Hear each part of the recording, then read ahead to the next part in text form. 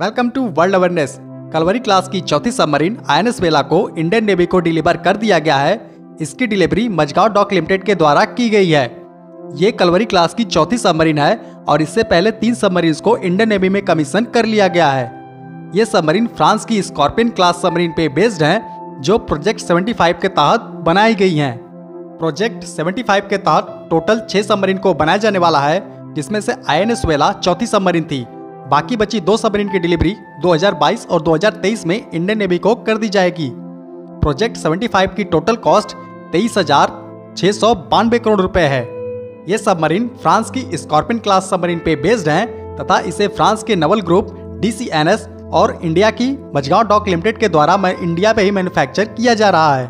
अब बात करेंगे आईएनएस वेला की।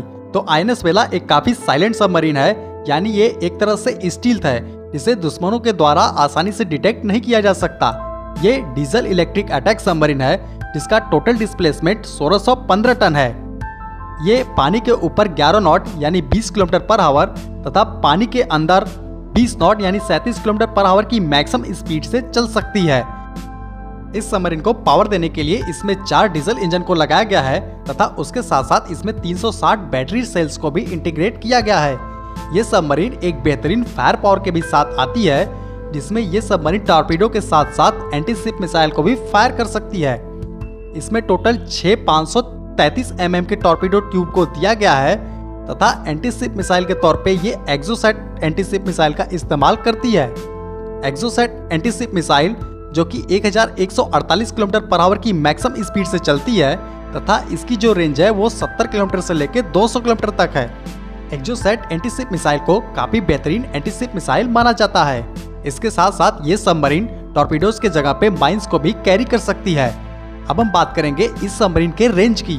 तो इस सबमरीन की जो रेंज है वो है 12,000 किलोमीटर तथा इसका एंड्योरेंस टाइम 50 दिन का है, यानी ये सबमरीन एक बार में 50 दिनों तक लगातार समुद्र में रह सकती है। बात करेंगे इसके क्रू मेंबर्स की, तो इसके क्रू मेंबर्स में टोटल 8 ऑफिसर्स और 35 सेलर्स होते हैं। आईएनएस वेला को स्पेशल स्टील से बनाया गया है, जिससे ये सबमरीन 350 मीटर से ज्यादा गहराई में जाके ऑपरेट कर सकती है। आईएनएस वेला किसी भी तरीके के ऑफेंसिव ऑपरेशंस जैसे anti ship warfare, anti land attack, anti submarine warfare या इंटेलिजेंस गैदरिंग जैसे ऑपरेशंस को आसानी से करने में कैपेबल है।